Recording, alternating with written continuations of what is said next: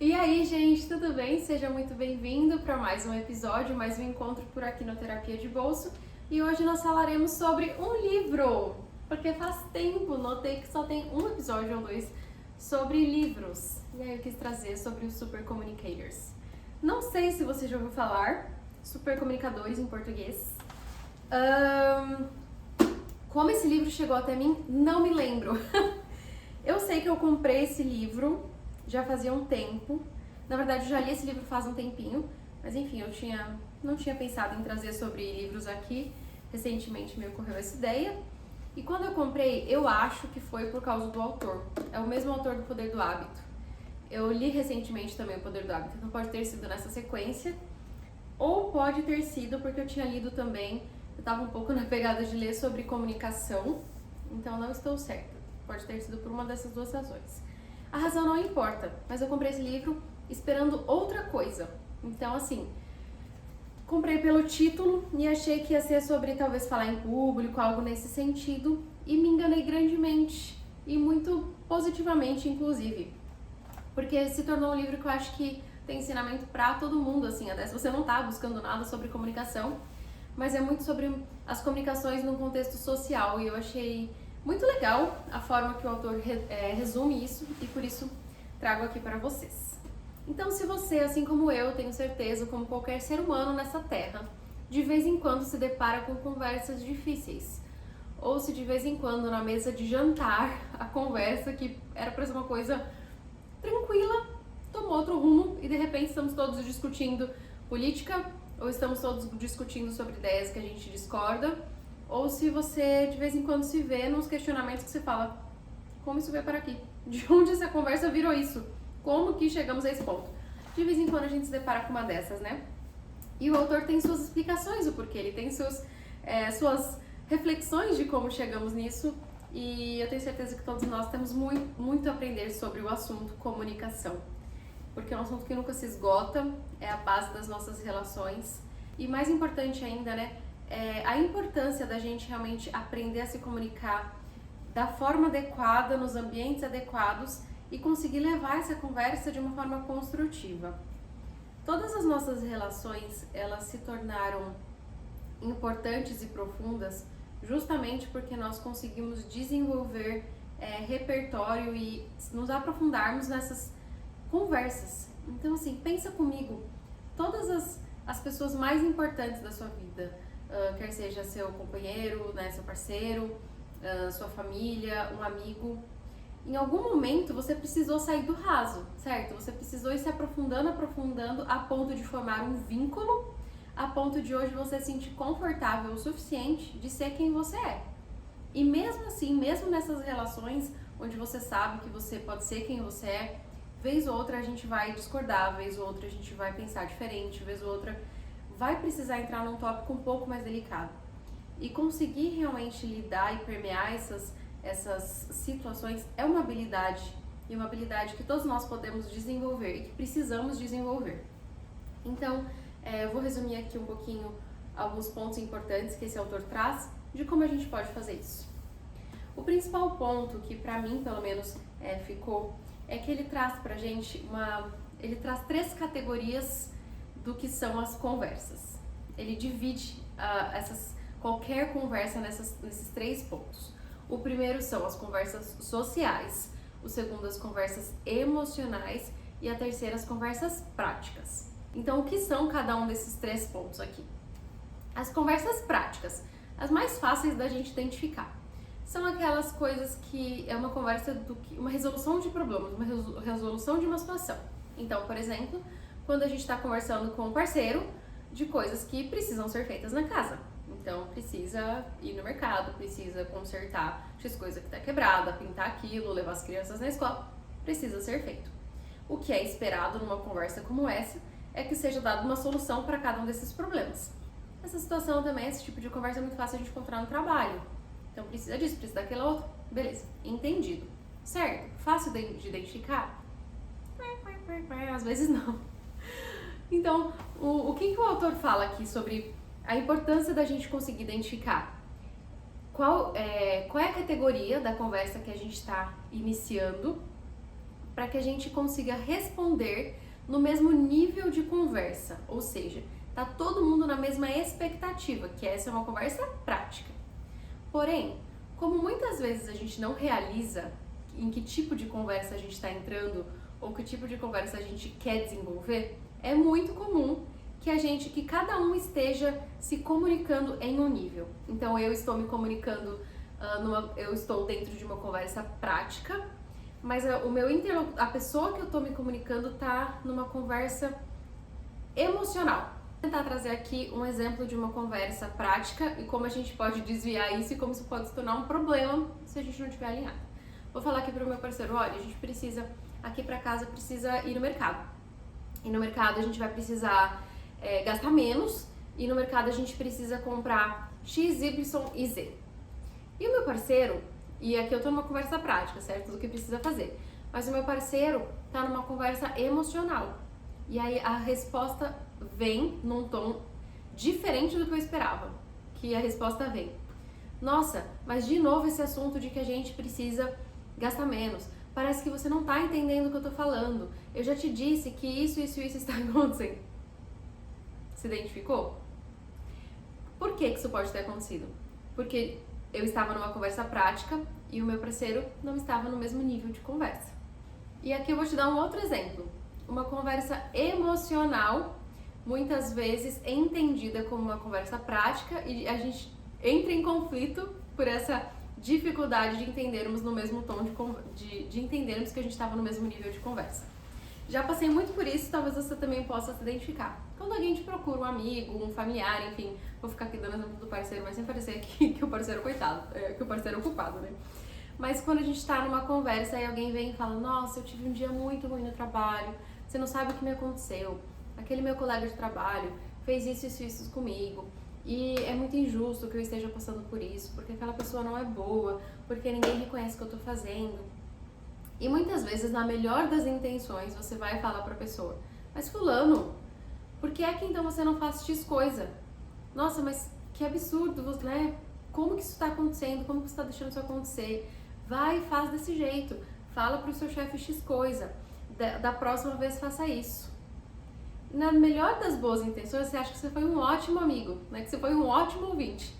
E no fim das contas, o que você recebe é uma pessoa falando: nossa, mas você também não tá entendendo o que eu tô querendo te dizer. Mas nossa, você não fica do meu lado, mas como que...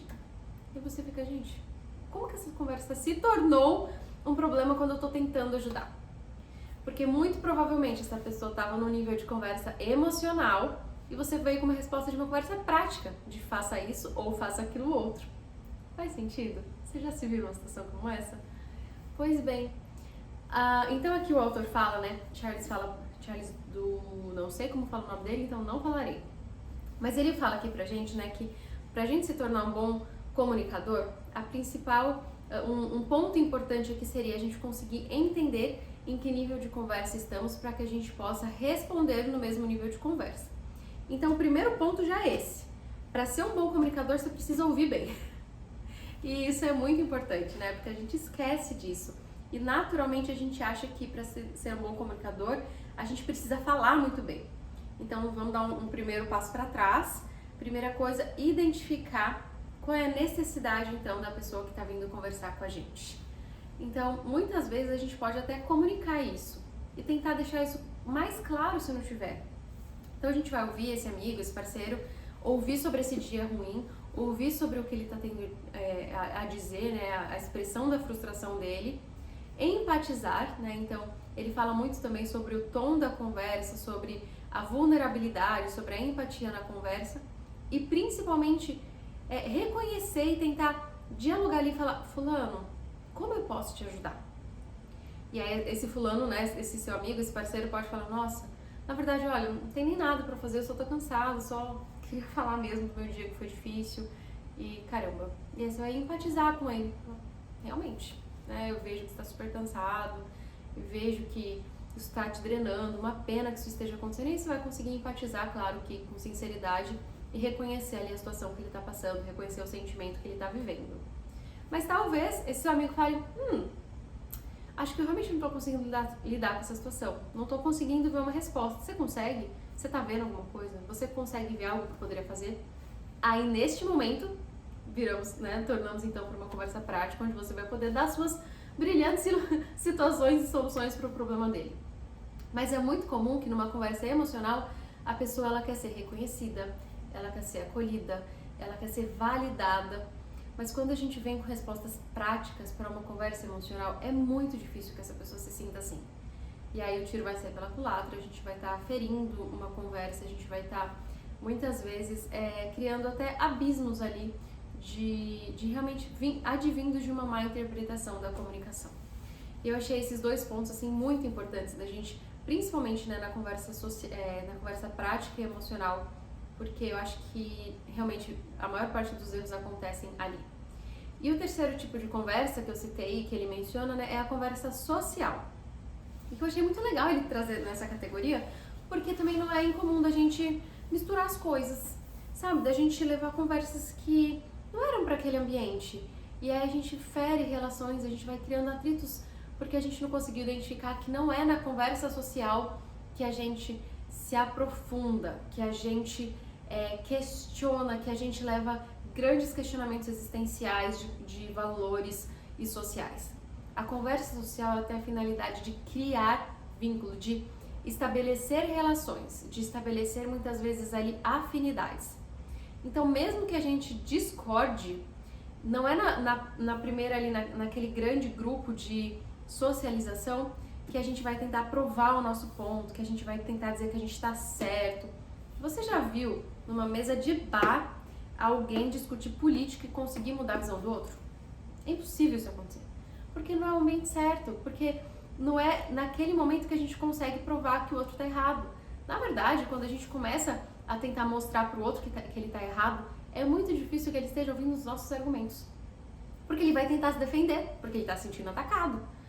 Então, na conversa social é quando a gente tenta estabelecer afinidades e vínculos. E como a gente faz isso, então, quando a gente discorda completamente da pessoa que a gente está conversando? O que pode acontecer também. E o autor não fala aqui que você tem que então ficar, você tá certo, nossa, é verdade, que bom que você pensa isso, que lindo. Não é isso. Mas ele fala que quando a gente está tentando criar, né, esse laço, a gente tem que estar muito mais aberto a ouvir, para ouvir e entender o outro. Porque a gente cria vínculo, a gente cria essas relações não concordando com o que o outro pensa, mas entendendo por que ele pensa aquilo. É muito mais importante a gente entender de onde vem esse pensamento do que tentar concordar, do que tentar discordar, ou do que tentar provar o ponto que está certo e que está errado.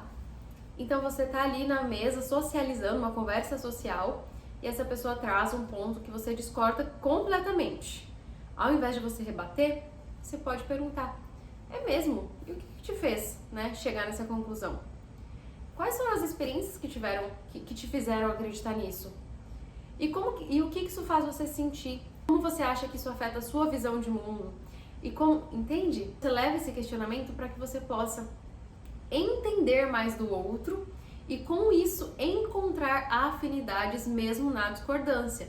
Ou que mesmo no fim do dia vocês consigam dizer: poxa, a gente concorda em discordar, mas eu entendi o seu ponto de vista, eu consigo perceber de onde você vem com isso e tá tudo bem se a gente discorda então na situação final, né? E vejo o quanto a gente tem a aprender, né, nesses 3 pontos, não só de identificar essas conversas, mas que desafio e que habilidade realmente é a gente conseguir responder adequadamente a uma delas. Uma pena que às vezes a gente não esteja realmente focado nisso. É uma pena que muitas vezes a gente não está focado em se tornar um super comunicador. A gente está focado em se tornar um super argumentador. A gente está mais interessado em provar o nosso ponto do que ouvir o outro. E eu falo aqui de um lugar também de uma pessoa que muitas vezes, eu, por ser muito questionadora, né, quis provar o meu ponto, quis colocar o meu ponto, quis dar a minha opinião, quando na verdade o mais importante era ler o ambiente, era conseguir ler o nível de comunicação que estávamos para que a gente conseguisse, a partir de então, criar realmente uma conversa sadia. E vejo que comunicação, infelizmente, continua sendo, talvez sempre vai continuar, porque é algo que a gente sempre precisa estar melhorando, pode ser a fonte de onde a gente vai criar grandes laços, mas também pode ser a razão da gente destruir grandes laços. Então, se você quer prezar pelas suas relações, se você sente que a sua comunicação pode estar ferindo ao invés de curando, ou se você sente que a sua relação infelizmente está quebrando laços ao invés de criando, eu realmente acredito que esse seja um bom ponto de partida, a gente começar a ouvir mais, a entender mais o outro. E eu gostei bastante realmente dessa leitura. Ele vai falar não só sobre esses 3 níveis de comunicação, ele fala bastante também sobre o nosso tom na conversa, né? A importância da gente se atentar a isso. Ele fala muito sobre a linguagem não verbal, sobre como a gente chega ali às vezes já se comportando, já se portando, o quanto disso também diz muito e o quanto se interfere muito ali na comunicação, o que não é novidade, mas é sempre muito bom a gente lembrar, porque naturalmente a gente esquece. O autor também fala bastante sobre a gente criar um momento adequado para isso. Então muitas vezes a gente entra ali num embate que claramente já não vai chegar em lugar nenhum, mas da importância também da gente falar, vamos deixar isso para amanhã? Que tal a gente respirar um pouquinho, a gente tomar um tempo para pensar um pouco mais sobre os nossos pontos, a gente conseguir refletir um pouco melhor e depois retomar então, né, de onde paramos. A importância da gente às vezes ser também essa interrupção no momento necessário. E enfim, eu acho que teve muito para aprender aqui. Eu acho que é um livro legal, assim, fácil de ler, gostoso de ler. Mas se você não quiser ler, que você consiga tomar um pouquinho desse aprendizado para você, consiga refletir um pouquinho. E se você gosta de ler, fica aqui a minha recomendação, Super Comunicadores. Um livro bem legal. E eu espero que você tenha gostado do episódio aqui de hoje.